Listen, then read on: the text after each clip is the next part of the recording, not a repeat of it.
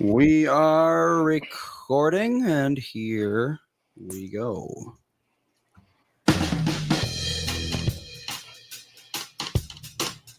We're rocking out, man. Welcome to the Tom Bernard Show with the family. And co-host Catherine Brandt. Andy Brant Bernard. And Kristyn Burt. And Alex Rasmussen. And at some point in time, Alex Rasmussen. Always late, but you know. Good Kristyn morning. What? I said good morning. Okay. Kristyn Burt Entertainment News brought to you by North American Banking Company. Go to nabanco.com to learn more. Member FDIC, equal housing lender. Kristyn, I'm going to run this by you because I know this is weird because I was a basketball fan till I was 8 years old. And then the Lakers moved to Los Angeles. You stole them. So my Minneapolis Lakers were gone when I was, I believe, 8. And I didn't know any hockey players till I didn't even know hockey existed till I got into high school. Because, I mean, just not a lot of hockey in North Minneapolis, I got to be honest with you. Maybe there is now, but there didn't used to be. It's all kids used to do in the winter in Minnesota. And ice skate. Go find a pond and go play hockey. But so here's the deal. So I never really knew much about hockey. They stole my basketball team, and I still to this day refuse to support another one, even though it's not the Timberwolves' fault. I want the Minneapolis Lakers back. So I have the Minnesota Twins, and they are horrendous this year. I mean, they're just terrible. Leaves me one thing, and that would be our Minnesota Vikings tonight, 7:15 Central Time. They're taking on the Bears. So the Bears. Do you follow football? No, because I give them like a 4 and like 12 or 13 record. Yeah, that's right. You did 3 and 15 or something. I don't know what it was. Something terrible. Let's see what happens. Well, the game's tonight at 7:15 Central, I believe it is. 7:15 Central on television. I don't know. Twins game tonight. Twins game, the Viking game. Vikings game. Yeah, Vikings is talking about all sorts of sports. I know. It's Monday Night Football. Had a little flow there. Balls and nets, and who can keep sports ball. Sports ball is what you call it. The game tonight, our listeners are probably going to tell us before I can figure this out because I don't know how to read schedules. We're at the Chicago Bears. At the Bears. So that would be 7:15. The Bears. And I believe the Bears, the only thing anyone thinks of when they hear the Chicago Bears. Yeah. I believe that, well, we can maybe track Chris Eggert down because he said the game's on Channel 5 tonight. Now, here's the problem. This is why I bring it up, Kristyn Burt. Growing up, you always knew, there's Channel 4, 5, 9, and 11. Then Channel 2 is the public station. So you always knew where the Viking game was going to be. Now I have no idea, but I think it's on Channel 5 tonight. But I'm not sure. Why do they make it so difficult to find where the games are now? Money. Yeah, it is money. Yeah, exactly. And not just like the streaming networks realizing that it's money, but also the NFL realizing that if they parcel out their NFL rights to like some to Amazon, some to Netflix, some to Fox, what winds up happening is they make a whole boatload of money. They do indeed. Chris told me that the game is on Channel 5 tonight. On Channel 5. But if you don't have an antenna and you only have streaming services, is it on Channel 5 how do you watch it? Well, I don't know. This is the eternal question on this show. It is. How do I watch sports? Well, now that they've got the Twins in five different places. Yeah, about 5 different places. 5 different places. It does become. I almost wonder if it's a ploy to get people to be like, screw this. It's easier to just go to the game. Maybe.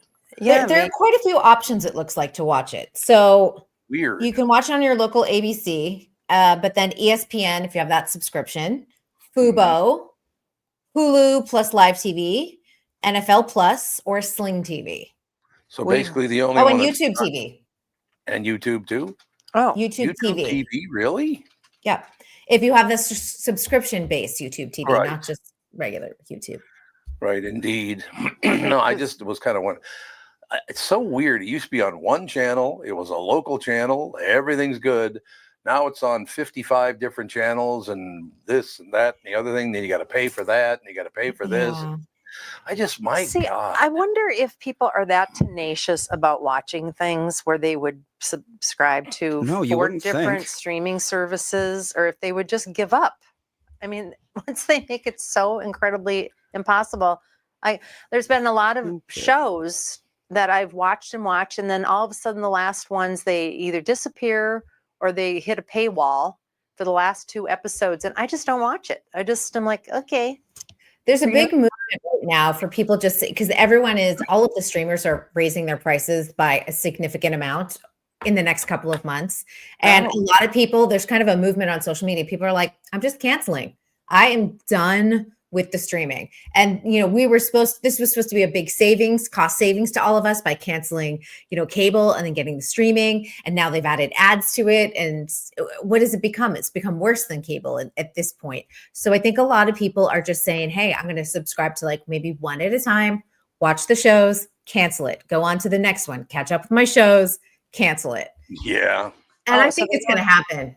So you're not stuck with a year renewable subscription anymore? I mean, you can do it month to month? You can do it month to month and, yep. And for a lot of people, that's going to be a lot more economical. You have it maybe for 2 months, watch what you need to watch, get off. And something else. Actually, that makes a lot of sense, but that's a lot of, that's a lot of managing and monkeying around too, to remember to do it. But I think if like that's your sole, if that's like what you're watching, like let's say you get Max and you're like, okay, great, I'm going to catch up on all my HBO shows. Once you've reached the point where you're like, we're all caught up on our shows, I have to wait another year for the season to come back. You cut HBO off and then you move on. I think that keeps it pretty manageable for people. Okay. That's good advice. Andy, what did you post up there under all those thumbs up? Those weren't thumbs up, I don't think. Those are fingers. Yeah. What? Why did we get that? I zapped him. I don't know. Some loser. Oh, okay. It is YouTube. YouTube comments are known to be pretty low brow. Oh, okay. Every so often, you got to expect something like that. This is very true. So I thought it was giving us a thumbs up. It was giving us the finger. Why didn't you just say the middle finger? Thumbs up, Andy, because now I'm obsessed about that for I'm not obsessed about it. Fair point. Now, how long did it take to put together? It must be about 150 fingers. Well, I mean, it's just Control 16. Yeah. No, but there were 3 of them at one time. So there's like, there was a lot more than that. there he was just more cut than and that. paste. Yeah, he just cut. You can tell. Probably my brother-in-law. The comments, you can't even see them in here because I got rid of them. But every so often, one of the barrages would have a V at the end, which means he was pressing Control V to paste them, and he was missing Control because he was so mad. Okay. Oh, there you go. What are you going to do? So, what are you going to do? We ended up watching the documentary we were talking about. Oh, okay. Unknown caller. If anyone doesn't want to hear about this because you're planning on watching it and don't want to be spoiled completely, for the ending to be spoiled, because everywhere we go, we've mentioned it. Everyone has seen it. Yeah. Like everybody has seen it. Yeah. A lot of your listeners DM'd me this weekend saying, oh my God, I finally watched it. You know what, though? I guessed it because of your reaction. I was like, you were so like, my jaw dropped. I was thinking, who would it be that would make what's your the craziest jaw possible drop? twist? And the way they set it up with having her in the beginning, just talking like she was part of the whole, thing. Situation. Yeah, she didn't seem, they made it seem like she was just another concerned person. I can't say who she is if people haven't watched it yet. If people want people who have watched it, if you want to go an even deeper dive than what the Netflix series did, New York Magazine has an article about it that came out in January and gives more context to the person. I don't want to spoil it. The person who did it. And Lauren, which is the girl who was getting all of like the spam texts, and her boyfriend at the time, I think it was Owen. What was his name? Owen, is that right? Boyfriend, yeah, I think so. But the feelings of the person toward the boyfriend and how inappropriate they were. Right. And they touched upon it lightly at the end of the documentary, but this was a real deep dive in New York Magazine where you were like, this was a weird obsession, and the entire town was kind of suspecting that it was this person who did it. So the documentary kind of set it up for like a whodunit, where you hear from all of the townspeople, and they were like, "Well, we kind of had an idea because of all the weird behavior." Oh, So for people who've not seen this, what's the name of it? Unknown caller. Unknown caller, and the premise is what? Without giving away too much. It is a small town kind of whodunit when a teenage girl, and actually she was like in middle school at the time when these started, receiving very inappropriate texts. Oh God, it was vicious. Vicious. That's why I said these text messages, besides being graphic, are also dark. So anyone that maybe wants to hear anything about suicide or things like that, don't watch it. I just want to give the trigger warning. Yeah. And it's a true story. And it is a true story. This town, too, people like are born and raised here. This is like, the town population was 264 or something. It was so tiny. So tiny. People are born and raised. And the person who did it was a town outsider. And that was and this was kind of in the article, led a lot to the trying to fit in, although they tried to fit in a really weird way. But the boyfriend's parents were like the cheerleader growing up and the high school quarterback. So they had like that all-American story. So you just see how it all plays out. Yeah. It was crazy. It just made me sick. It did. It just made me absolutely sick. Well, first of all, that anybody in the whole wide world would be sending messages. I mean, but the way that the messages were crafted, I mean, I know that that's some sort of like text speak that kids use. So the fact that she had that down so well was interesting to me because I wouldn't even know how to text like that. Right. Yeah, act like a child. Yeah, not a child. Well, and the words that they use and just the little slang. Yeah, the little slang that they use. I wouldn't even know how to do that. How do you learn that if you're not seeing children's text? Well, these days you could do it easily with AI. Oh, you could? But this, how long ago did this happen? This was 2020, so 5 years ago. Oh, so that probably, I think 2020 you could have done something like that with ChatGPT. Oh, you could. Oh. Like, let's try it right now. The person had access to the teens' text too, so they could easily pick up the lingo. There was a couple of sexual references though that would never be used by a teen. That I was like, that is somewhat. It sounded too. Just different generation of what they would use. So. All right. There were a couple of words. I don't even want to mention them because they're gross. Well, and then at the end, when they were talking to the person, and the response was just like, everybody does bad things. I just got caught. I was like, what sort of mental disorder would this even be? All right, here we go. I told ChatGPT to write a Gen Z text message where a kid is recommending Dante's Inferno to his friend. Okay. All right. Yo, you got to peep this book called Dante's Inferno. Bro literally takes a guided tour through hell like it's an amusement park. There's 9 levels, each one more unhinged than the last, like people frozen in ice, dudes carrying their own heads around. It's wild. It's kind of dark, but also low-key reads like an ancient fever dream. Def a must if you want to see how people in the 1300s imagined eternal damnation. That sounds like a millennial trying to act like a Gen Zer. Yeah. It didn't have nearly enough abbreviations. Not enough abbreviations. Abbreviations as words is the thing. And I would say those are a lot of millennial catchphrases, not Gen Z. Yeah. I agree. But what kind of mental disorder would that even be? Munchausen was thrown out in the documentary. Debatably, yeah.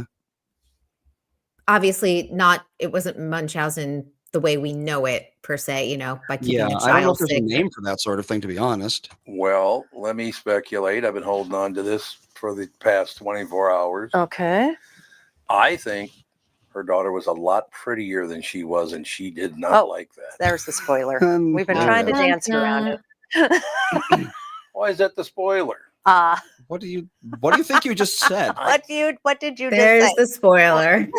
The mother did something. We kept on saying the person, and now we know. Dun, dun, dun. Well, hey, look, you know what? Watch it on time. But I think that's what it's all about. I really We do. tried to tap dance. Sorry, around it. everyone. Okay. Sorry, Well, I mean, everyone. It has been a week. If you care that much, Yeah, you should have watched exactly. it, to be honest. Well, we did say that we were going to watch it this weekend because Yes, we did. so many people were watching it. At some Yeah. point, you got to talk about Yeah, what this was happened in the show, I think I it was suppose. the number one show on Netflix. Yeah, Was it's gotten last so week? much buzz on social media. I It can't has, scroll yeah. past without someone. And even just on Instagram story, people will be like, "What did I just watch? Oh my gosh!" Well, I It's think exactly true it. crime is a big thing right now, but I think people are getting sick of because most true crime stories are and then some guy kidnapped someone and killed them, the end. No, it's a love And- triangle, and they kill off the wife. It's always that. Right. But in Yeah. this case, there's multiple different twists on it that make it not just part of the Yeah. noise of all the true, because I mean, there's so much crime in the world. If you read a one-liner about every murder that took place, you would probably just be reading nonstop for the rest of your life because there's a lot of crime. But Right. cases like this are very unusual, and that's what makes it interesting. That's true. Yeah, and I also to add to that too is that internet crime. I think hopefully this was an eye opener for people that think that, oh, I just use a VPN and everything is completely anonymous. It's not. You But know, it took the FBI to figure it out. it did take the FBI, but do you believe how long they let that drag on? That 20 months where they're like, we're going to let them keep the phones. And both sets of parents were agreeing to this. My parents would have yanked the phone away, changed the number, gone to at least to the local police. Obviously, it was way beyond the school's capabilities and the local police's capabilities. Well, and you could also set up cameras in your house. I mean, there was evidence at a Christmas thing that there were photos taken that were texted to, I don't remember which one of the kids, that was from somebody's house at Christmas. And they knew all the people that were there. I mean, if I had some stalker, there'd be cameras everywhere and be like, oh, Yeah. look, they just took a picture. I could see who did it right there. Right. And they started going to the best friends and they started going to the cousins, all this weird stuff. And I was thinking this was taken so casually for a really long time. And I'm like, the messages were serious. They really were, because God forbid anything had happened to either of those young teens. Well, and it doesn't, a lot of times pushing teens into suicide is not even as hard as this woman worked at No. it. Mhm. No, No, and we're seeing AI being able to talk people into suicide. We've Yeah. seen a couple cases already. Yeah. That just the casualness of everyone on every level until it reached the FBI was kind of just shocking to me. I don't know. Yeah, like I said, maybe the community was getting off on a little bit of on the drama. And it's Could a be. very small town. Yeah, something to do, something to Yeah. get upset about. Yeah, I don't know. It was just ridiculous. Yeah. I'll give But- them a week. That's all they get. It's been out for a week. That's why I said what I said. And I think for the husband, I think I felt the worst for the husband. Yeah. Just his realization, in real time, because we do get to see that camera angle of it, because the cops had their body cams on. I was like, oh, wow, that's so sad. Yeah. Well, the thing about it is the posts from whoever it was The cat's out of the bag. Yeah, now, huh? I think it's too Thanks, late. Tom. were so nasty. I mean, So way nasty. over the top nasty. That's the thing. It's I mean, in cases like legitimate Munchausen by proxy, Mm-hmm. I mean, these people are willing to hurt and even kill people for the attention. Yeah. So, I mean, it's not really that unusual that they would be legitimately, cruel and mean like that, because, I mean, if people are willing to poison their own children, then Right. saying mean things to them isn't exactly a bridge too far. Is it Yeah, is it always a exactly. woman that does this? Munchausen by proxy is overwhelmingly, but not entirely female. Oh, okay. I wonder, actually, what are Very strange. I just think of Gypsy Rose Lee. Yep. Yeah. Oh, yeah. Yeah. Just I sad. suppose that's true. Yeah. It's It's just really.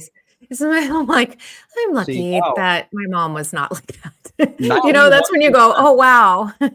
91% of Munchausen by proxy is female. We were. Interesting. really. So yeah, That it is. doesn't It's surprise pretty me. overwhelming. That Yeah. doesn't surprise me.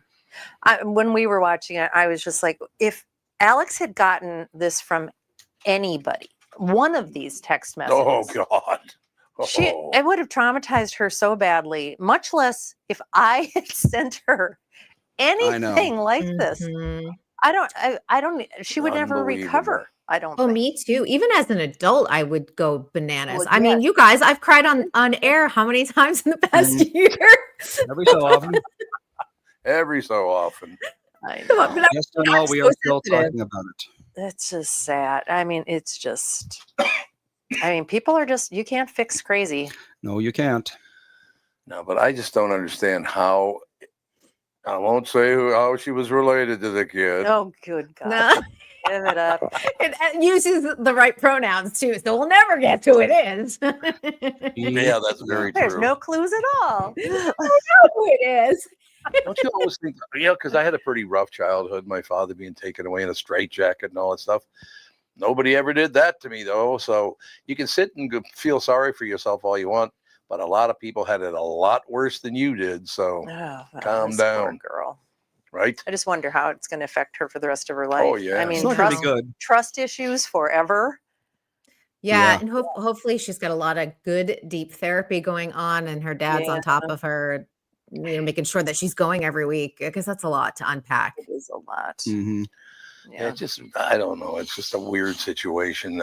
How does that even happen that you got a phone, you start leaving messages to your own daughter like that? I mean, I think if we knew, then this wouldn't be a mystery case. It would just I be. guess. Yeah. Well, and that's why I'm suggesting, if anyone needs the link, I have the link to the New York Magazine article. Just DM me if anyone wants it, because it does give a deep dive and really focuses in on, because since we said it, the mom being obsessed with the boyfriend, the young boyfriend, and being inappropriate, volunteering to be his coach, showing up at like out of town games. She'd be like, we're going to make a family trip out of it, and everyone like would go. And that wasn't touched upon enough. I felt like they danced around like the obsession. I don't want to say the obsession, like that was like, and there was no inappropriate like physical touch, but there was inappropriate emotional pedophilia, if that makes sense. Well, he said that so this boy was what, 16, around there when this was happening, 14, 16? They were 14 when it started. They were in middle 14 when it school. started. Pretty young. So your girlfriend's mom is cutting your steak for you? When he said that she was cutting up my steak for me, I was like, that is very strange. Andy would have like run the other way. He would have been like, I have to go home now. Yeah, that's weird. Deal with this. That's just weird. Well, it's nice to know so many people are pissed off at me now. Way to go, Tom. Well, the conversation has been that way for a while. Yeah. Unfortunately. Well, Margaret said that she was on a website, and it people have accidentally already heard. Yeah. From all Yeah, kinds of it's places. hard when there's like, when something becomes that like water cooler buzz on the internet, it's really hard to avoid it. You have to like click off immediately. Well, that's what I thought. I thought after a week people would have watched it. Well, I gave them whatever. fair warning that we were going to watch it this weekend. Mhm. And I'll tell you one more thing. I knew about 10 minutes in who was doing it. So if it takes you the entire movie to know who's doing it, pay more attention, because about 10 minutes in, I knew who was doing it. And it was because my observation of daughter compared to mother. Yeah. Because I've seen that happen before in a couple of different families of friends of mine, where, the older sister's better looking than the younger sister, or, dad's bigger than everybody. Yeah, I've seen that happen quite often, actually. It's Really? But not to this extent. I mean, jealousy and petty jealousies are common, but this is beyond anything. Well, and This again, is dark. I went through that situation because I was 5 to 6 inches taller than anybody else in my family. And some of the guys did not like that they didn't get as big as I did. Yeah, like you can help your gene pool. Yeah. So, although I did just see a video of myself from about 15 years ago, and I'm quite a bit thinner than I used to be 15 years ago. So this is true. We've been through it. Yeah. We go through these things. But no, I mean, I've been through a few of those things in my life with my family, 7 kids in the family and dad being nuts and all that stuff. People get really weird if you're too tall, if you're too good looking, if you're too smart, if you're too funny. That pisses people off. It just does. And that's what I was about to get to before you guys started yelling at me, throwing me under the bus. I don't think anybody yelled at you. But no, that's a part of life that if you, well, you two women know this. If you're attractive, a lot of women do not like that. Correct? You've been through it. I gotta go. She has to go let our guest in. She can't dive Just- under Yeah, whatever. it. Exactly. So, Kristyn, you've put up with that you're a very attractive woman. Therefore, you're going to catch some heat for it. I don't even necessarily think like it's looks. I think sometimes too, it's just sometimes an achievement, like success. Yeah, Or living some- vicariously is a big one. Yeah. Yeah. And I've just learned, honestly, I mean, in most cases, I mean, what we were talking about in Unknown Caller is very, very, unknown number is very, very dark. That's one thing. But when people like write negative comments about me, like on a social media post, I'm pretty Right. thick skinned about it because I'm like, you're just, it's usually just out of someone sitting there on a keyboard not and just letting typing in yet? away. Yeah, he's in the green room. Oh, okay. Okay. Well, that's fine. That is fine. But yeah, one thing to continue just a little bit on this stuff goes on everywhere at different levels and this and that and blah, blah, blah, blah, blah. Like I did notice there's a matter of fact, there's a guy who pops up on here too, but there are people that are going after me for getting fired 2 years ago. It's like, I didn't try to get fired. What are you going after me for? But they got to blame it on somebody, right? Yeah. Well, there's They a lot of always do. childish. Yeah, there's a lot of childish emotional reactions to things. Yeah, I guess so. But you live through it and everything is good. And by the same token, I was just talking to Andy about this. Our numbers have popped up very nicely recently and they continue to build. So I can't ask for more than that. You just keep building the show and it gets better and better. And I love that. It's the way it is. Uh-oh, But Officer Dave's going to come and kick butt for Kristyn. Apparently, Tell me about Appreciate it. what for I- Kristyn. Appreciate it. Come out to me, Kristyn. I'll take care of him. You standing next to Officer Dave would be hilarious. Oh my God, yes. Because he's about 2 feet taller than you. I'm sure. Make you feel like a toddler. Honestly, I know. his shoulders are like this wide, and I'm not exaggerating. I know it's I'm like 5'3". I'm tiny. Yeah. Well, I'm 5'9" and standing next to somebody like Officer Dave or your brother. my brother. Yeah. It's like Mhm. what? I feel so little finally. I know, it's- Kristyn, you saw that picture of me standing with 5 or 6 NBA players, didn't you? I did. Yeah. Oh my God, I look like a tiny little baby. That's why I said I was like, I would look like I don't know what I would look like. True. I would look like one of those like Monopoly pieces, That's just That is so the game odd. pieces. I mean, usually standing next to a person, you're not looking up a foot and a half Mhm. to talk to them. It's like, geez. I am. I'm looking up at all of Oh, you. I suppose. Yeah, I suppose that's 5'3" true. is pretty tiny. That's your life. Yeah. That's what It you do. is my whole life. And sometimes like Bill will put something, I'm like, how do you think I can possibly even reach that? Yeah. Without climbing Yeah. on a counter, getting out a step ladder. It's crazy. Yep. Did you live in high heels most of your life when you were younger? Should try Still, to get the yeah, boost? I wear heels you? I wear heels a lot. Yeah. It's just a lot What does easier. he When say on the bottom What here? about platforms? yeah, I'll wear platform. platforms. Platforms are very comfortable. I Yeah, will wear a lot, especially when I do red carpet. I'll always wear heels because Mhm. it's easier to converse with people instead of being like, hey. Yep. Yeah. What about those 1970s platforms that were like 8 inches thick? Those are the great. Yeah, they've come into Vogue, like they're in and out of Really? Vogue over the years. Yeah, they put them on heels. Like they put like maybe a 2-inch platform, not like a huge one. But No, I'm talking about the ones that you can put a fish inside. oh no, not that. Wasn't that Todd Rundgren that wore platforms with goldfish? Was in it? the Oh, shoe? I yes. think so. Yeah, Yeah, there was that actually is. they made a platform with a slot that you could put your Game Boy inside. Yeah, that's right. In the Oh, 90s. I never saw that one. And the Game Boy has got to be at least 3.5 to 4 inches thick. So it's like, Nice. so if you want the boost, you can get that. I would imagine they're great at breaking your ankles at that size, though. Yeah. You slip once, and yeah, your foot's just shattered. Yeah, you kind of learn how to shuffle along. Yep. Just wear Okay. rollerblades everywhere. There you go. You'll be tall and you'll never fall. Roller skates. And you'll Go be old fast. school. You'd be fast. That's true. There's no question about it. Okay, Kristyn does have to go. Look, I'm trying to get you out on time now. I'm doing Thank my you. best. Doing our best. So it's all going to work out in the end, and everything will be fine. And hopefully, we'll be less traumatized by no such number I know that really was a doozy. That one, I was like, geez, or unknown caller. Sorry. Unknown number. caller. Unknown Unknown number. caller. Sorry. Wrong Number. Okay. Unknown number. Yeah. Unknown number. But let me say this in closing. And I'm not trying to denigrate anybody or any of the rest of it, but didn't you have a pretty good idea about 10 to 15 minutes in who did it? No, I didn't actually. Really? I actually thought at one point, I thought it was an adult, but I didn't think it was Lauren's mother. Yeah. Huh. I actually thought it was going to be the boyfriend's mother.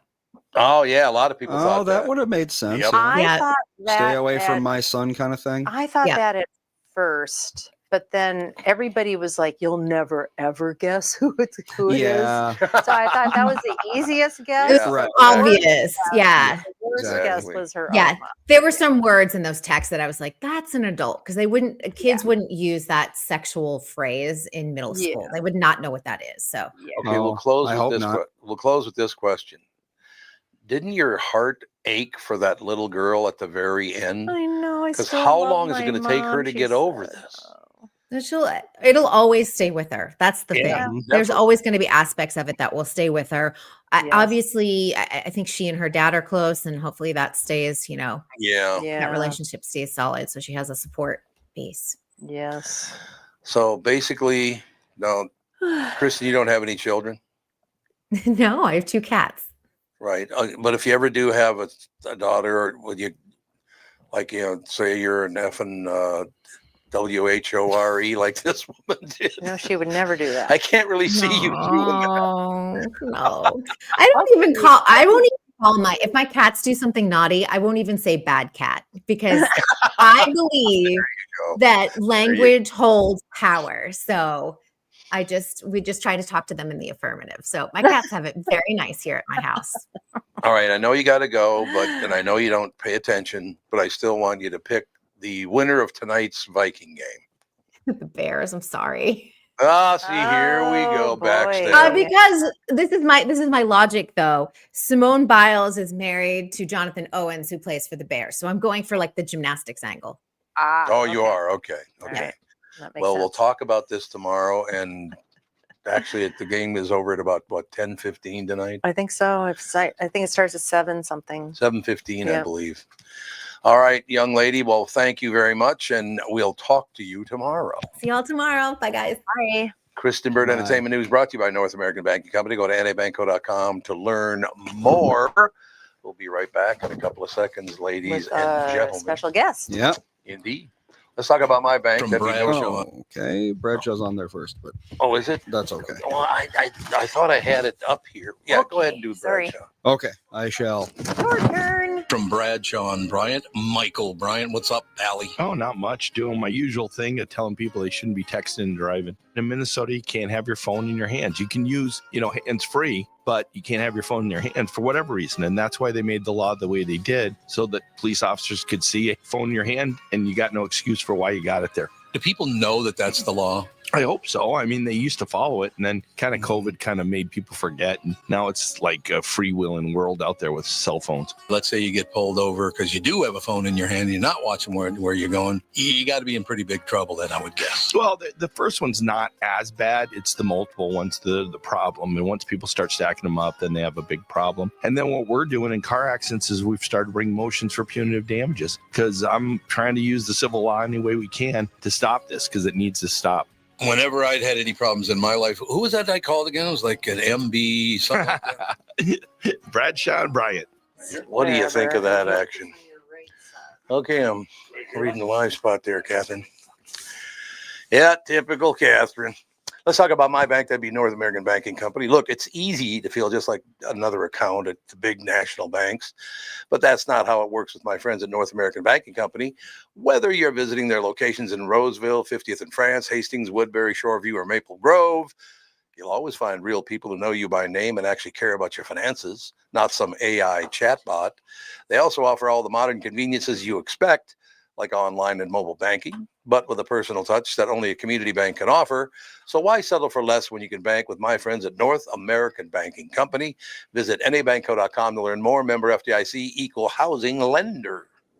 Many car dealers try to create an extreme sense of urgency. Does anybody really buy it? We gotta sell 100 cars by Saturday to get the boss off the roof. Or, I mean, you'll never see these rebates again. And oh yeah, your trade will never be worth more. Really? I asked Jim Paul from Valley Buick GMC in Apple Valley and Valley GMC in Hastings his thoughts. I don't even know what to say. I hope folks are smarter than that. Has there really ever been a time when it was urgent? Probably not. But this tariff environment might be a first. Valley has several hundred pre-tariff units on the ground. Who knows what's going to happen with the tariffs, but these are really safe buys. Going forward, Valley's committed to make whatever the situation is as painless as possible, like we've always done. Where can we find you then? Get them pre-tariff. Hurry, hurry, hurry. When they're gone, they're gone. And man, At a Valley store in Apple Valley or Hastings or valleycardealers.com. Certainly not on a roof.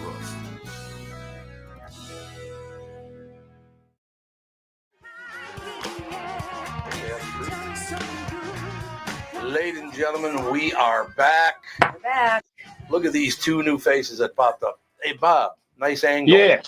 Bob, you should do something about that. Bob, you got a camera booger in that right nostril. No, you don't. No, you don't. But I just thought Are you that angry, or what's the problem? You got a very angry look on your face. No, this is just it. Just the way it goes. RBF. Yeah, I have to see do it you, on buddy. my phone because I don't have my internet. Oh. What's Oh, wrong you with your don't? internet? I forgot to bring it with me, so I have to use. I'll have to use my hotspot. Oh, okay. Yep. So where are you? I'm in my studio in Wayzata. It doesn't have internet connection? I forgot to bring my internet. I have a T-Mobile box and I didn't bring it. I forgot. Oh. Way to go, Oh. Bob. Well, now RBF stands for resting Bob face. There you go.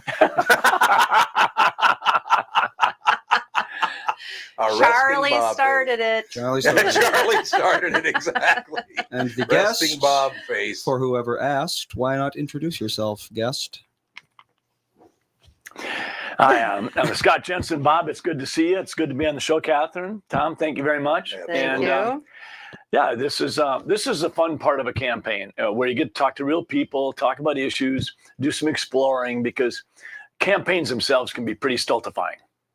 Yeah. I could see that. And Bob Sansevier Sports is brought to you by Bradshaw and Bryan Personal Injury Lawyers, seeking justice for the injured. Contact Bradshaw and Bryan at MinnesotaPersonalInjury.com. Now, I'm asking everybody this, and anybody can respond to this, but I basically have been a Democrat and I've been a Republican, and I kind of moved to the middle on both of them. I like easygoing Democrats and easygoing Republicans. Are but there any of those in Minnesota? Not in Minnesota. Easygoing Democrats? I don't man, think people there get nuts about politics in this state. Or is it everywhere now? Bob left.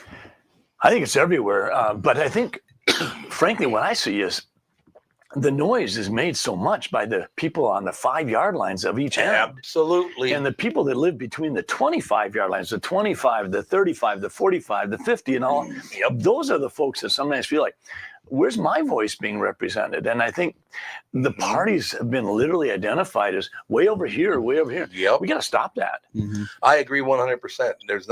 My mother was an ardent Democrat, and I've told the story many times, but it's a good story quickly. My mother was an ardent Democrat.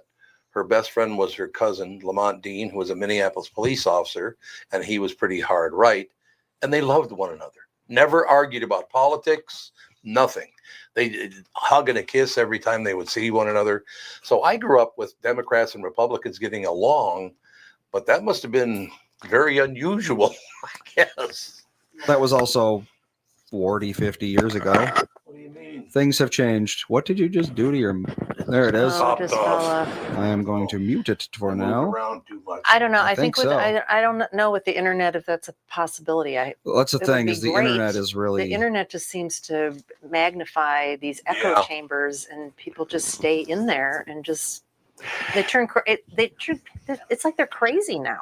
We used to talk about this element called groupthink and how easy it was to get surrounded by people that all thought the same as you did. And if they didn't, if the great majority were in one direction, they would just stop disagreeing. Mm-hmm. Well, now I think we actually have these bubbles or these echo chambers that we all live in, and we don't recognize it. Right. So we think, I mean, I've frequently said women have had a challenging journey to get where they are today and where they should be today. And people say, what do you mean by that? And I have 2 daughters, and I had a vocal, very intelligent sister, and my mom was sharp as a tack. But it took 150 years in this country for women to get the right to vote. It wasn't until 1972 that women could recognize that they'd get a fair shake in participating in sports, in colleges and things. And it wasn't until 1974 that women could necessarily know they could get a credit card without someone co-signing. These are things that people don't realize. We need to say enough. And I mean, even today, we see this whole issue of biologic men and women's sports. We need to hear from the women. We don't need to hear from the hot-headed right and left on internet as much as we do. We need to hear from women, because to me, this is a critical issue that almost sets women back. I totally agree, but boy, that's a scary world out there to have that opinion. Man, it is. I mean, it really is. I mean, I've always been outspoken about what I think, but the internet now just scares the hell out of me, because I don't think that men belong in women's sports, transgender or not. I just don't think they do, because we have seen some serious harm happen to women. They've been injured terribly. They've been, in my opinion, unfairly, it's an unfair competition for them. I mean, the worst men in men's sports, when they transition, all of a sudden they're the best females. And I don't like it at all. But I know young women that would go to the mat and hit me in the face if I argued about it. I hope not. But I think it has to do also with more than just the people who are necessarily vocalizing on the issue. But I think if you just look at what we're doing to young girls as they're growing up, from 5 to 10, and everybody starts to gain some skills. And, some kids will practice the piano, some kids will practice soccer, some kids will do bicycling and do tricks on their bicycles. Girls and boys are both doing that. And then you get into the puberty years where the bodies diverge so much. I mean, women's bodies become much more oriented to different, if you will, different purposes, including the ability to literally carry a child and deliver a child. I mean, men's bodies don't move in that direction. The muscle fibers lengthen, the action potential is quickened. All of this happens. And there's a tremendous diversion in skill level and capability. And if you look at what women can do in terms of some of the gymnastics things, I mean, it's amazing how they can contort their body and keep their balance. I almost lose my balance just watching them on TV. Right. There you go. Yeah. There you have it. Bob, let me ask you a question. What's your take on all this stuff? You spent a lot of time on the field. Your wife was a cheerleader for years. I mean, can people just enjoy themselves, or they have to get angry at everybody else? Well, there's a few things. One, from what you said earlier, the biggest problem with the internet is it's the polarizing. There's the far right and the far left, and we hear far too them about trans. I don't care what you are or what you identify as. Just that's fine. Just don't intrude on other people. And that goes for anyone, whether they're transgender or not. Problem is, don't take it onto the athletic field, because it is wrong. There isn't competitive advantage. And what I wonder is, does this make these people who, many of them were confused and unsure for a long time, do they suddenly feel validated because they're successful at something after maybe not being successful at much of anything? And I'm talking primarily the boys playing in girl sports, not the reverse. Yeah. Boys suddenly identifying as girls or as females, and then becoming dominant participants in their sport. Well, to me, the logical progression, if indeed a 15-year-old girl starts taking testosterone to become a male, why aren't girls who are becoming boys becoming dominant in boys, or at least competitive in their sports, if it's true that they're actually becoming male? without a doubt. Point. That is a good point. Then why aren't they as competitive? Why aren't they putting on the muscle structure? Why aren't they laying down new bone? Why isn't all this stuff happening to them? It's because we have different receptors for hormones in our bodies. Yeah, I think only like the 1% of the 1% most zealous would argue that there's literally no physical differences between the genders. Right. That's an insane perspective. You would not believe how many younger women under the age of 25 believe that 100%. If a man says, even if they're not even taking hormones, if a man says he's a woman, and that's it. And I don't care if they come in and dominate sports, because they're just a woman that's better than me then. They honestly are willing to give it all up. And then there are women and men 25 and under and over who will say that's preposterous. I 100% agree to that, because I don't think you can just throw biological facts in the garbage can. Because, 100 years ago, 50 years ago, when the hormones weren't available, when these puberty blockers weren't available, why wasn't there this huge outcry and all these people, wishing and moaning to be something that they're not? Would a follow-up, Catherine, on your comment a few moments ago about biologic men and women have different receptors. One of the things that I think is troubling all of us is, okay, we're having this discussion that at some level is a political discussion. But at the level of discussion of mental health, which we know is critical, we have no idea in medicine how much damage we are or are not doing by introducing a crossover hormone or a hormone blocker into a person's body. Especially we know that those things will affect other hormone levels, specifically cortisol. So then if you look up, okay, when cortisol levels are changed up or down, does that have any particular identified scientifically based impact? And it does. Sure. We know that mood swings are bigger. We know that more aggression can come out.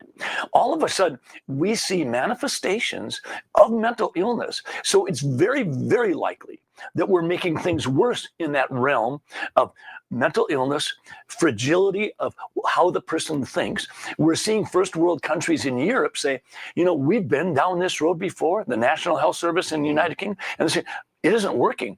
Doing these things isn't reducing mental health issues for the trans population, and it isn't making them happy, and it actually does in some situations increase that tendency for remarkable mood swings. Well, as a physician, I have seen over and over again, when people have these dramatic mood swings, this is not where we as humans are at our best. We're at our best when we're thoughtful and rational and able to consider what you're saying. Right.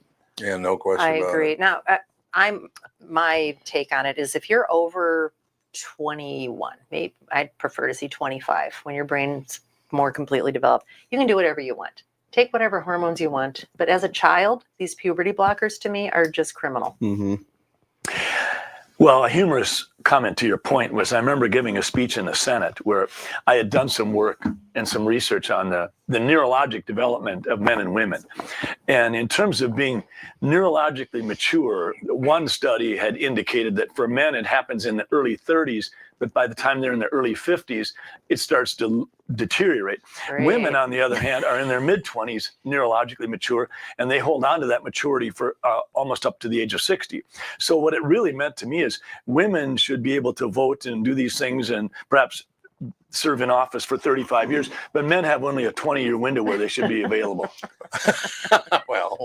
So are you saying, Scott, that women between the ages of 25 and 60 aren't fun? You should look for 25 and under and 60 and Bob, thanks a lot for a very difficult question. I'm going to take that under consideration. There you go.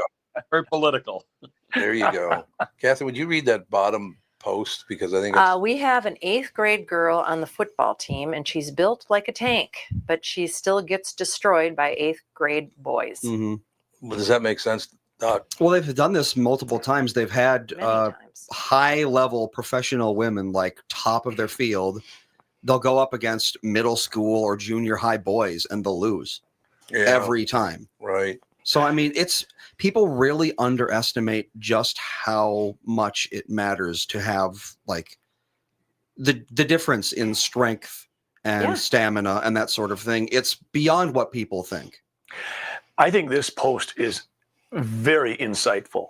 Because what they're pointing out is if you take a boy and a girl and say, well, they're the same height and the same weight, therefore go ahead and put them on the same playing field, you're absolutely missing the microbiologic things that you're referencing, Catherine, when you talk about receptors. I mean, if someone snaps their finger, it takes a lot of rapid action potentials to do that. There's a difference between XY and XX. And just because two people have the same height and weight doesn't mean that all those microbiologic differences are on a level playing field. That's just silly talk. Well, yeah, even amongst men, it's not exactly the same. Yeah, that's true. Yeah, one thing that a lot of people don't know is that, for example, they ask why women aren't allowed in the NFL. Oh. The answer is they are, but none of them have ever qualified. Yeah, that'll happen. Most professional sports are actually not segregated by gender. I don't think that NBA is. I'm pretty sure the NFL is not, and so forth. It's just that the amount of strength you need to get on those teams, 99% of men don't make it, but 100% of women don't make it. Well, and let me just point out the one time that I've had to deal with it. I cannot tell you how many women can kick my ass on a golf course. Well, that's a whole different deal. That is a whole different thing. Oh, there's no. Well, Catherine, you're a good golfer. You're I'm not a good golfer, but thank you. Around me, you are. So that's that. But I mean, think about that. Now, there's a sport. They compete against one another, and but they still give women a handicap. They do. You know, with the distance. Yeah, Well, yeah, that's why there's male tees. Oh, that's true. The female tees. Yeah, that's true. And the PGA Tour, I don't know if there's ever been a woman who won it. Has there? No. I don't know. There's no way a woman can compete against. It's probably like it's that because of the at that drives. level. Yeah. The difference in drives is probably like 50 to 100. Well, how big is the difference between the male and female tees?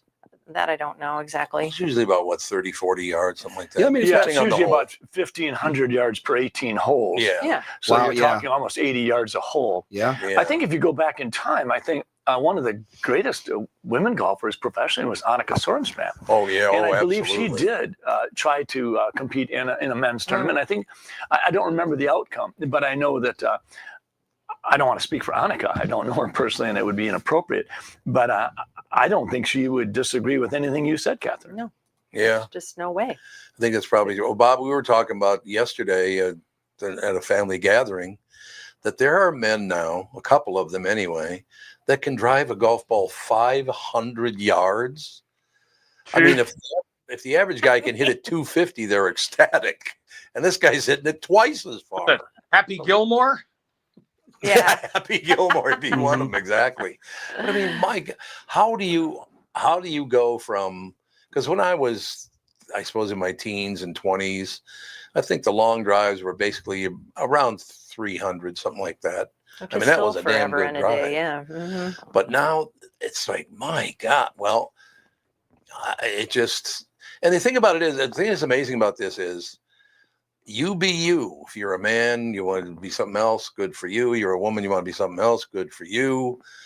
But 100% acceptance of that you can do everything. It's just, I mean, I got to be honest with you. I'm a very big guy, but I could probably today bench 250. I used to be able to bench over 300. Nah, probably 200 now, as a matter of fact, because I just realized I'm 73. But there were guys that could just blow me away, and there were women who were stronger than me. So that I suppose that's just a muscle structure thing, not a speed and whatever. But Tom, you were not at the elite level. So we're talking. No, absolutely. Judge it at, and whether it's high school, college, pro, and also to go back to the the whole issue. Where has now been? Where are all these women's groups? They're mute on this, and I don't get it, because I would think they would recognize these are not the women we fought for. These are not women. You can call yourself a woman, but that doesn't make you a woman. And I'll respect anyone who feels that they are a girl or a woman, and because if that's how they identify, fine. But we know what they are. I think that there is a huge money component involved in this. I think there's a lot of clinics, and there's a lot of surgery centers, and there's a lot of money to be made on these hormones that they're getting. I don't think that those are cheap. I just think that it has to have something to do with money. Well, I think it has to do with money, but I also think it has to do with power and control. And I'd love to say that my colleagues in medicine would never do anything unethical, but I think the human is very capable of rationalizing their own behavior. Oh, no doubt. And I think physicians are oftentimes exceptional at that. I think if they weren't, I think it would be hard for physicians to treat patients in a manner that they would not want to be treated. But I think in actuality, we have a fair amount of physicians that don't treat patients the way they would want to be treated. And that's a flaw in our healthcare system, to be sure. But I think that those physicians who treat patients rudely, I think they're able to rationalize it in their mind that it's okay because they're at the top of the heap, or they're so busy, or they're special, whatever. And family docs do it too, I'm sure of that. But I just feel like power and control enters into this also. And there are physicians who love the idea of pioneering something, even if down the road, looking back on it, people are going to say, that was an area we should never have pioneered. Yeah.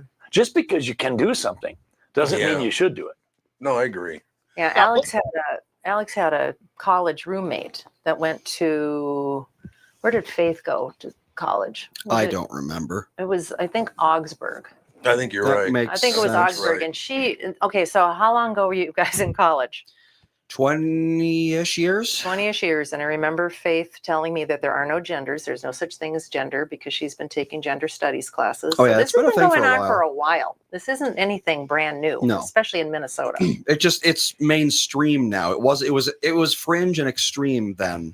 Now it's mainstream. That's the difference. And the interesting thing about that is when they started this narrative 20 years ago, and it was fringe, but it was in the colleges. That makes you think that there was an agenda happening way back then.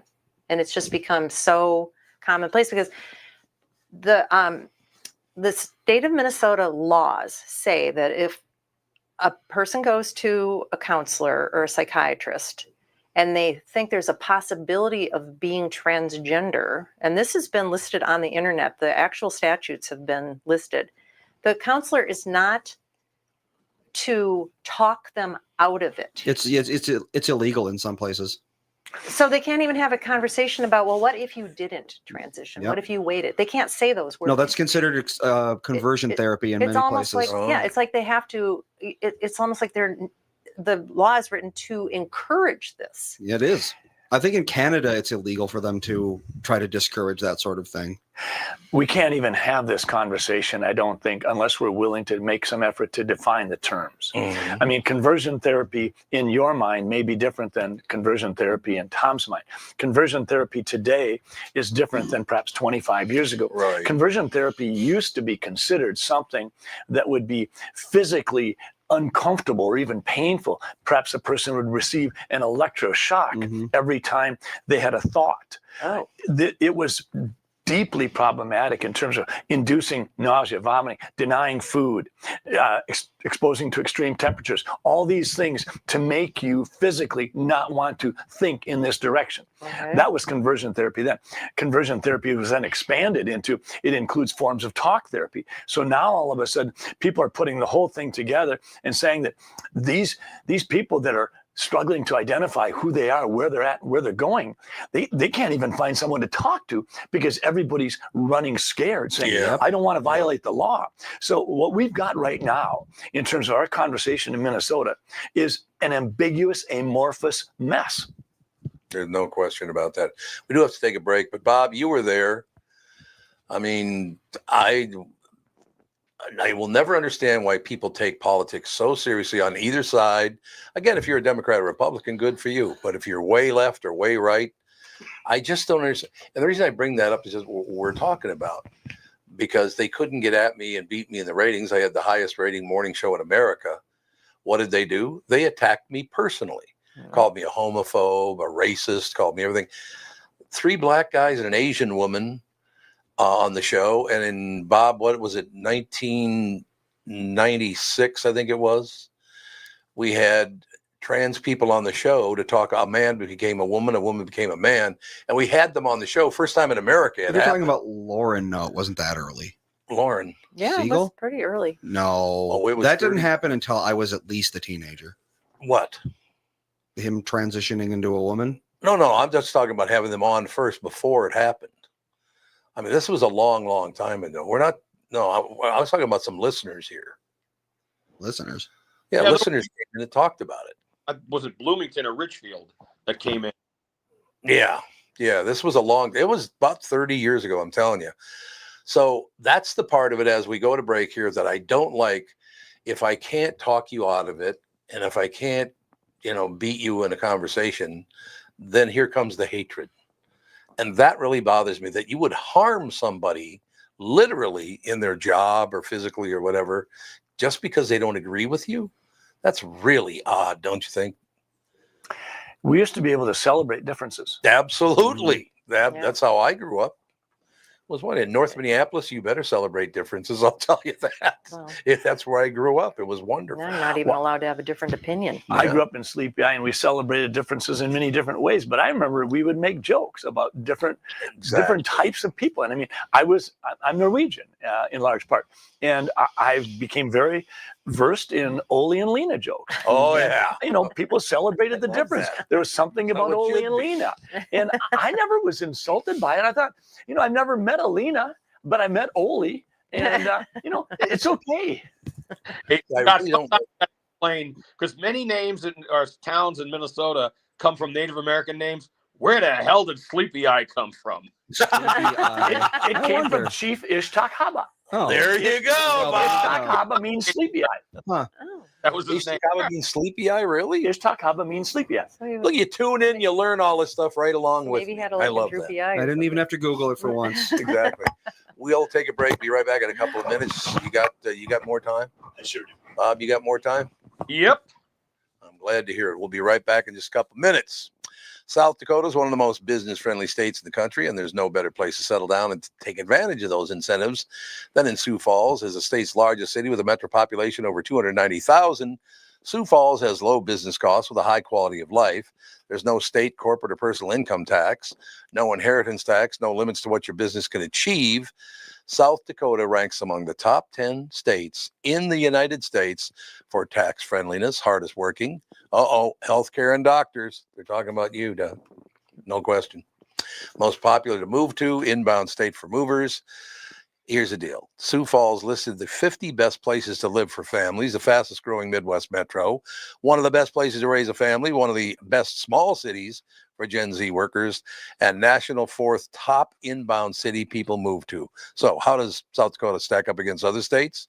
We rank second in the nation for the lowest cost of doing business, the most business-friendly state, and the best business tax climate. And as South Dakota's biggest city, Sioux Falls is at the center of these benefits. Visit www.siouxfallsdevelopment.com. For Bradshaw and Bryant, Michael Bryant. Michael, what's up? Dealing with another case where a person gave a statement to the adjuster because they thought the person was really friendly. Is that a good idea? Well, the problem is they know the law when they call you up. And while you're trying to be fair and you're trying to get help, the reality is there are questions you get asked that the way you answer them make a big difference. And people put themselves in trouble when they aren't in trouble. They didn't do anything wrong, but suddenly the adjuster's got a statement that can blow up their case completely. What has caused people to be so untrustworthy, I guess is the best way I could put it? They take advantage. Well, insurance companies have hired adjusters whose job it is to deal with unrepresented people. So they're supposed to kind of lure them in, call them every day, see how they're doing. And people are like, I'm doing pretty good. Where the reality is they've kind of adjusted to their problem that they've got going on. So it's not that they're completely better, but the way they say it gets to be a problem. And that's why having somebody who can explain your rights, represent you, make sure that you understand the law before you give a statement can make a big difference in your case. Michael Bryant, Bradshaw and Bryant. I think we literally Yep. No question. Ladies and gentlemen, let's talk a little Jacks because I know you love. Andy, how are we doing with the contest?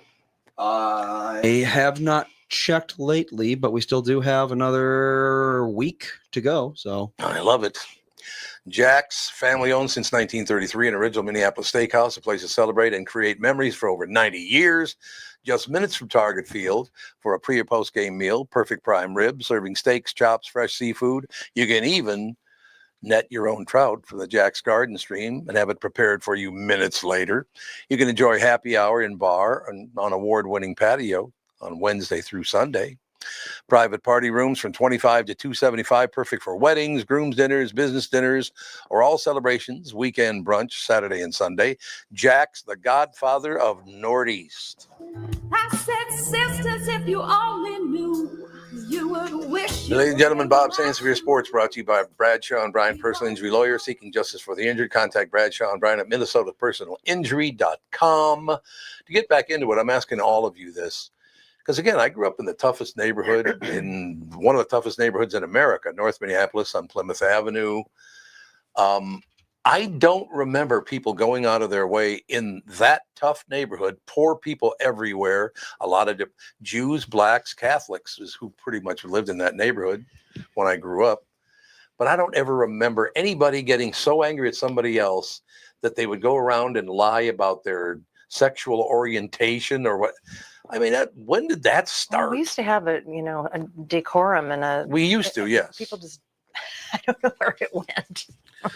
I don't understand why, Doc, how do they want to go out of their way to actually harm someone's career, their life, their marriage, their kids end up hating them, whatever. Why do people want to do? I would never want to do that to someone. I think there may actually be a medical explanation. I think that physiologically, we may well be trending as a population towards more of a search for an endorphin rush. And I think when we were younger, we would, as kids, we would do our own pickup games. We'd get on our bicycles and ride somewhere. We weren't necessarily so hooked into approval. We had friends and we had a comfort level. We always had our family. But I think as we've moved into the internet age and things like that, people really do like to get clicks and get followers. They do. And so to say something outlandish is oftentimes the best way to get that. Oh, yeah. I think we're starting to see people's behavior oriented to that. So now when someone says something, rather than trying to understand what they're saying, you can actually focus on just grabbing 7 of their words in a consecutive way, clip it, put it up on your channel or your platform, and everybody will say, holy mackerel, you really got a scoop there. You got him. Sure. Well, you didn't have anything at all that resembled what that person was trying to say. You just played the gotcha game, and it's immensely satisfying. It's amazing. Now, Bob, have you still been begging Scott to be lieutenant governor? Frankly, I would think he would have called by now. I'm very disappointed. Let's talk about the governor's office. You know, it's so amazing because back many, many years ago, well, Tim Pawlenty, I've always thought the world of Tim Pawlenty, and Catherine and I and the kids have spent, well, Andy, you never did go to the dinners at the governor's residence, did you? One time. Yeah, one time you did. Okay. One, maybe two. But you know, one or two. Norm Coleman's of the world and Tim Pawlenty, and there are a number of politicians that I've gotten along with, but boy, those numbers have dropped way off as far as, I don't know. I just stop getting so angry. There's not a Democrat this time to be a Republican next time. We'll go back and forth. Relax. Can they not relax? I mean, is it looking good for you? I would assume it is right now, I would think. We've been fortunate to have, if you will, the numbers and the metrics. Our reach is, I mean, you can take all the other candidates running against me and add up all of their followers on various platforms, add them all up. And our following is still 20 times all of them combined. Really? That's so amazing. I have almost 750,000 to 1 million people following me every day. So that's pretty good. But part of that came out of, if you will, COVID. The first time I spoke up with the COVID thing was, I said, hold it. I'm asked as a physician to change the way I do death certificates. Didn't make any sense. There was no public comment period. which was supposed to be in place. When you change rules that affect how we do vital statistics, births and deaths, there's supposed to be a comment period so physicians can weigh in. Is this a good idea or bad idea? So I have a wonderful situation there. We had, in our first month, we had 1,000 volunteers for it. Jump forward. Say, Oh we my want to help. God. So we know that. But That's on the other great. hand, I think that some of the political,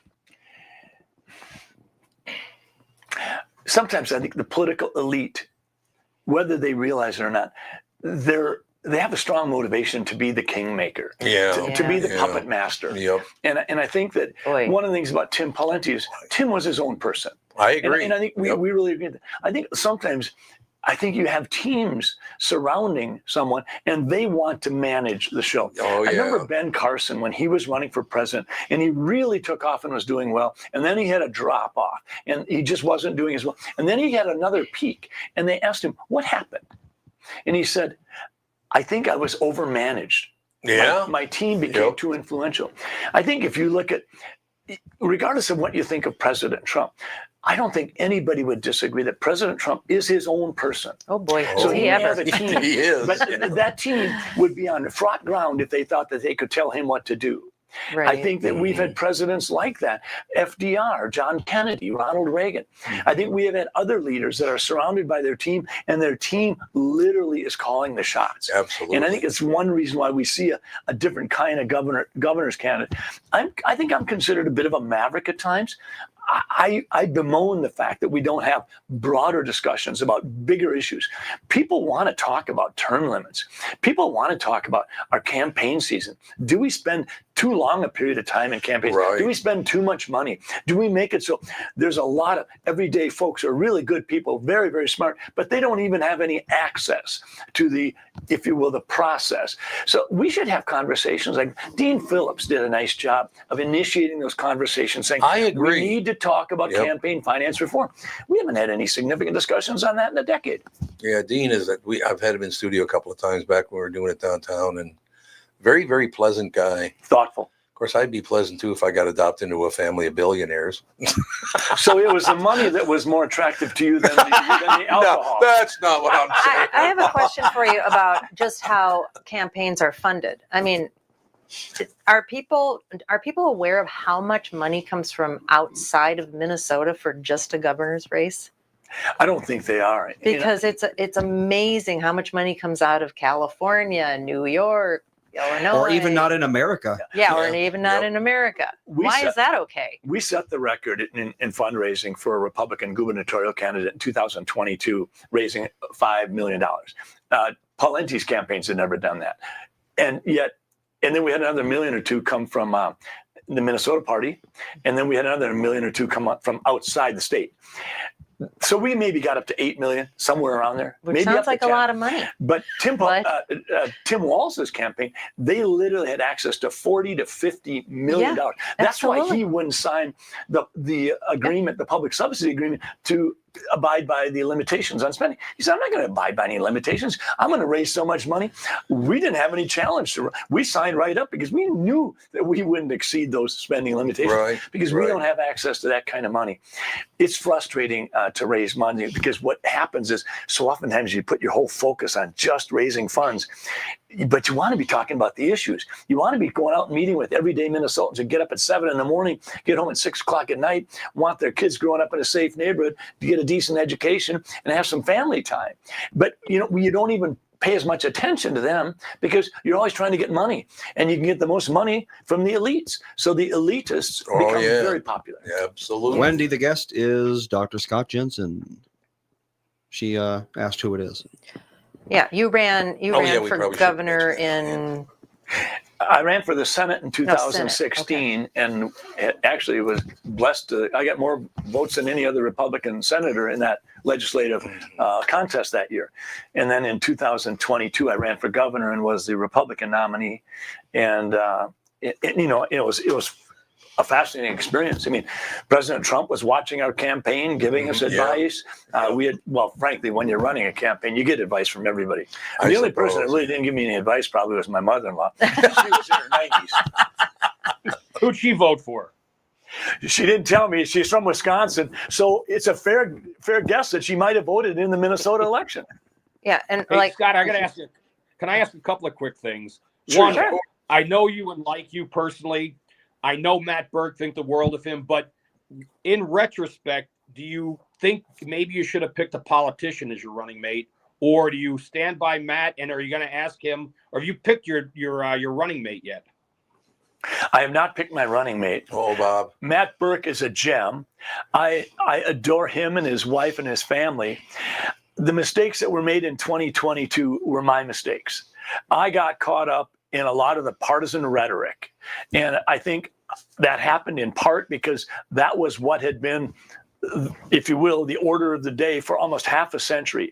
We had social issues bubble up in 2022 like no other election. Yeah. And quite frankly, Yep. I hadn't been nuanced enough. I hadn't been thoughtful enough. And that was on me. And I'm sorry I did that. I understand more clearly now than ever that social issues are issues that people want personal privacy on. They don't want public policies telling them how to live their lives.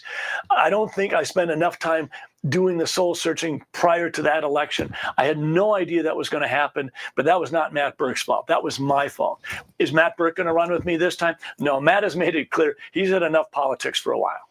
Now, Scott, the other thing, you dominated outstate, but Northeast Minnesota and in the Twin Cities, is where you got beaten. How do you convince those people that these scandals trace directly to Walz? Because if you can flip the Twin Cities area and you wind up getting the endorsement, you'll win that election. I mean, he's never been more vulnerable, nor has his party if he decides it's not going to be. He has not yet announced yet, right? Unless I missed it. No, he's not announced yet. And Bob, you hit a perfect point. Our campaign is so focused on going into urban core areas in St. Paul, Minneapolis, and other large cities in Minnesota, and trying to make it more real for those folks to understand that when $1 billion is frittered away through fraud, that's $1 billion we can't use to build enterprise zones or business corridors in Northeast Minneapolis and things like that. We need to make sure that everybody cares that we've been so darn careless in this state with our money, and that money could have done great things. We had an $18 billion surplus melt like a snowbank, and nobody knows where it went. What do we have to show for it? We need Minneapolis and St. Paul to understand that affects what we can do for them. And that's what I'm trying to do. I have to go in and show them I care. Listen, don't talk. I need to listen. And then when I'm done with that, I need to go back home, think about it, and then the next week, go back to those urban cores and do some more listening. We've got to be there, because if we're not going to be there, they get it. Every 4 years, someone comes around asking for their vote, and they resent it. So when you go into these urban cores, what are their concerns? Every time I ask them, if you could wave a wand, one thing would change, what would you have change? And they say, I want police protection.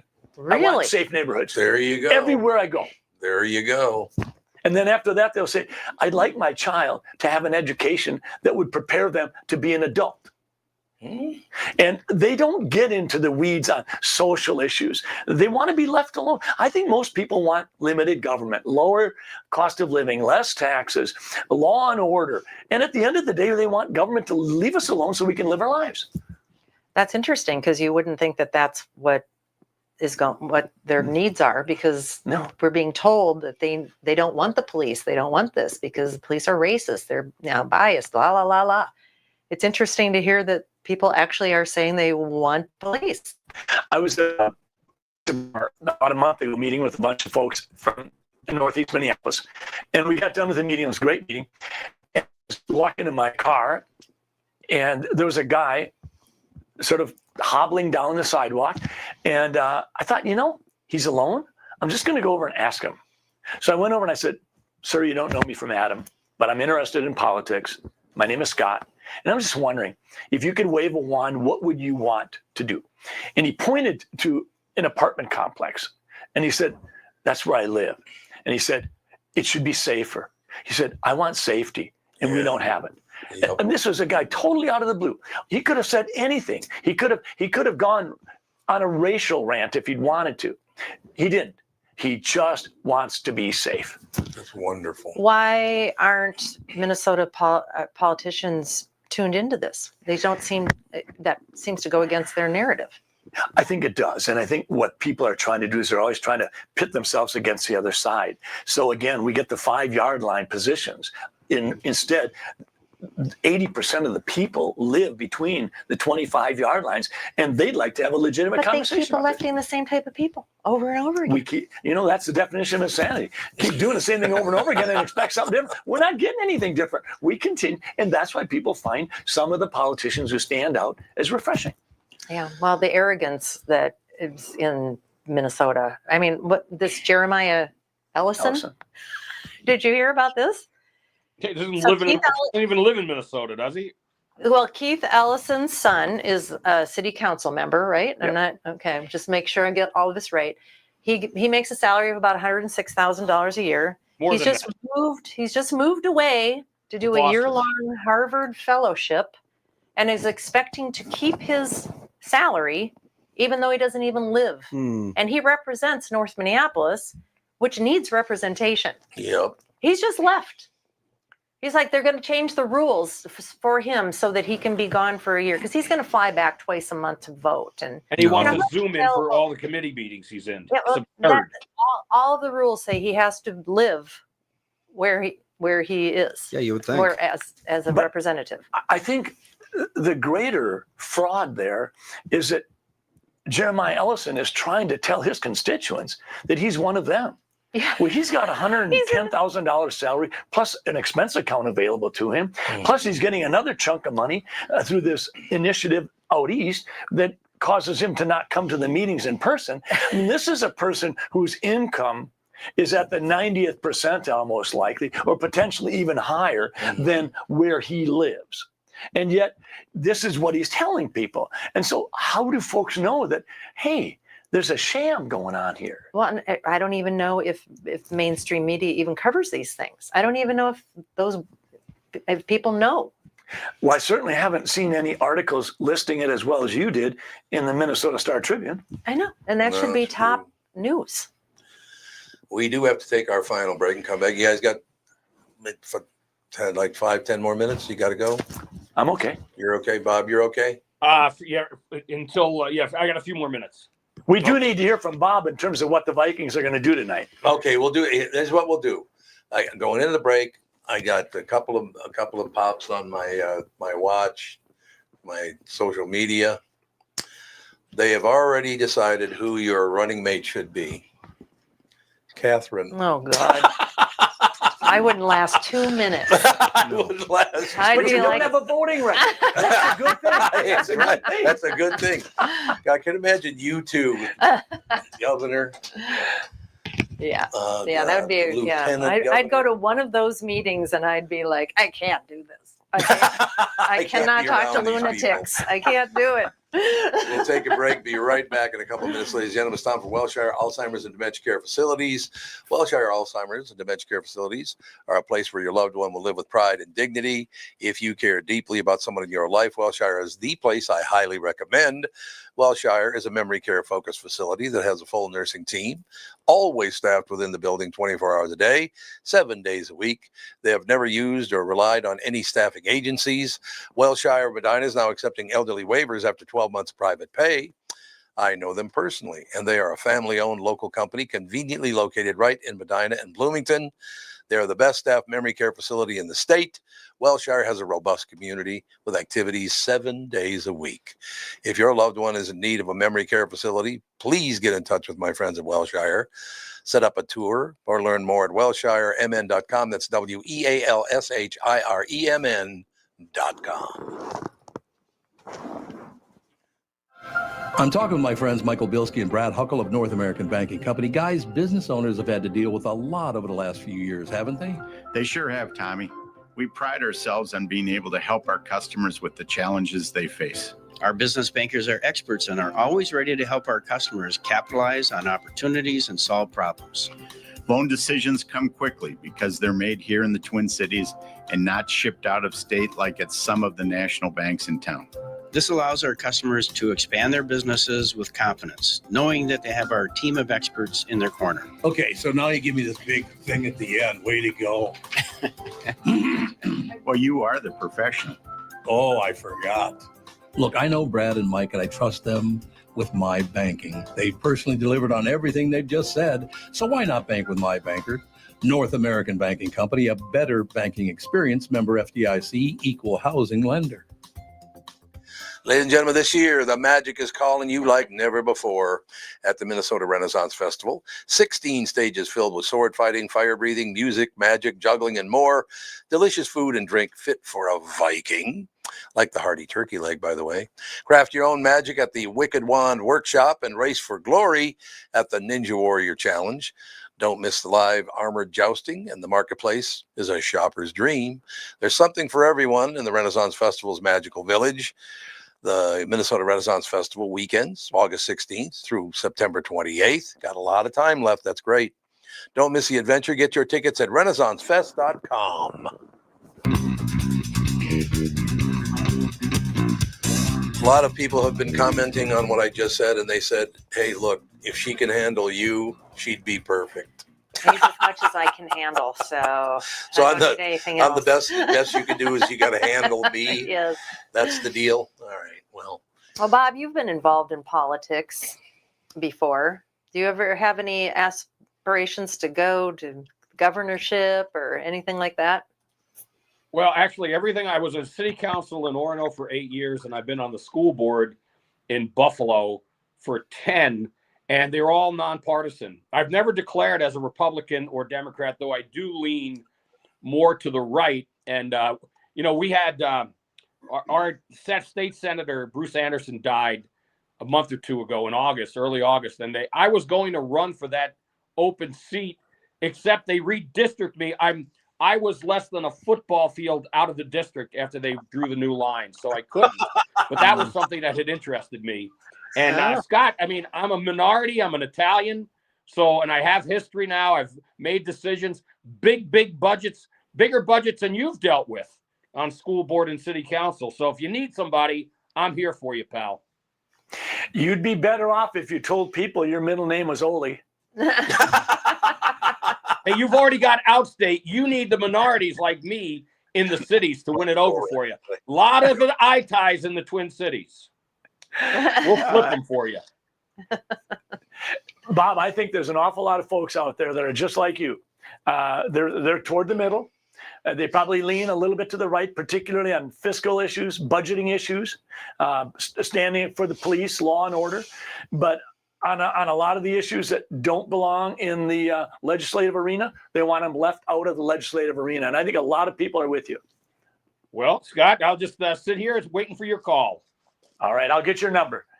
I'm telling you three, Catherine, Bob, and Scott, running the show.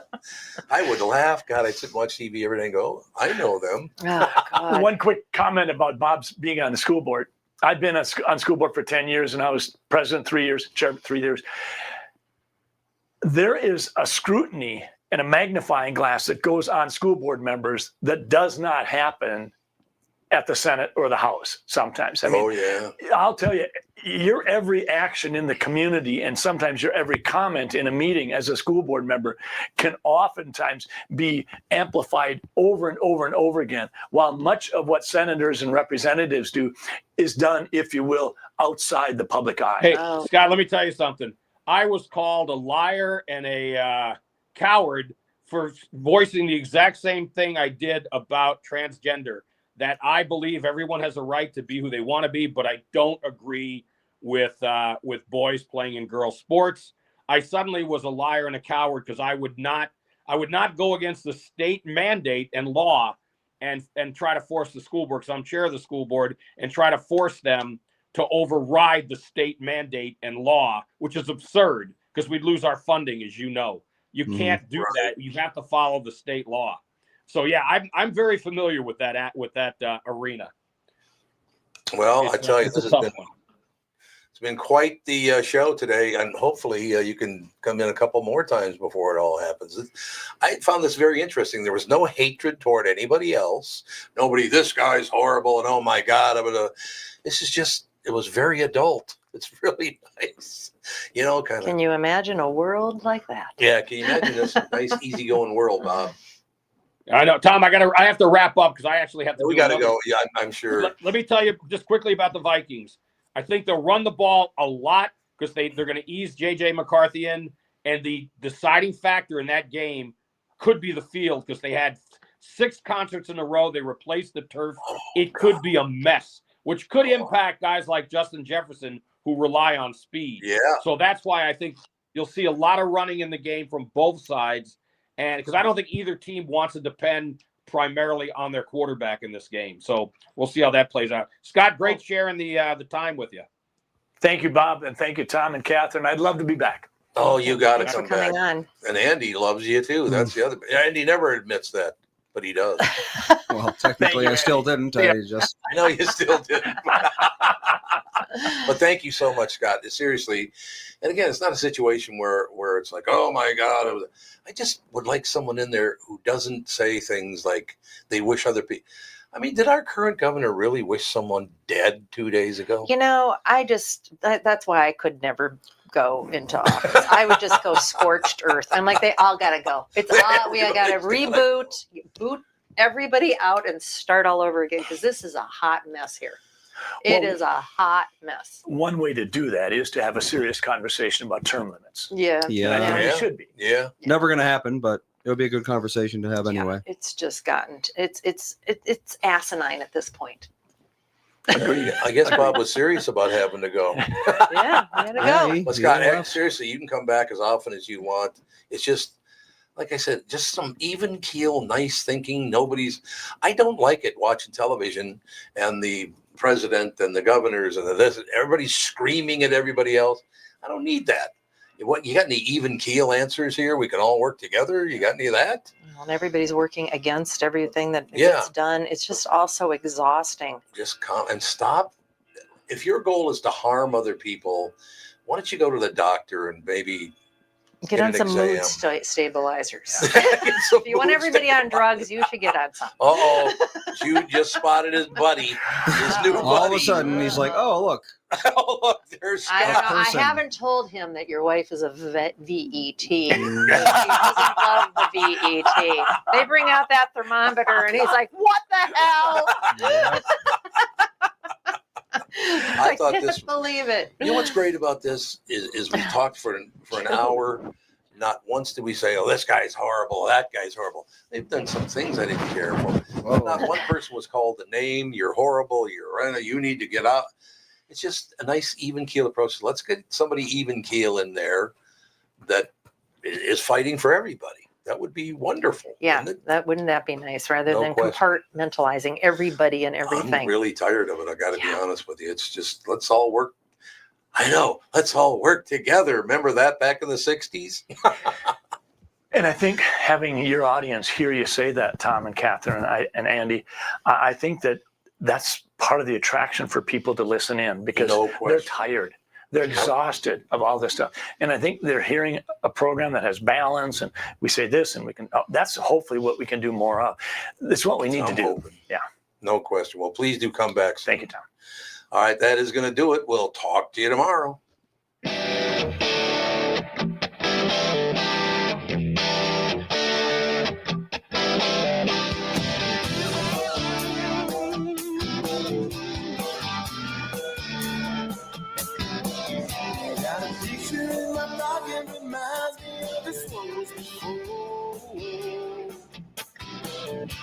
Every time I hear the same reminds me how you talk in my door.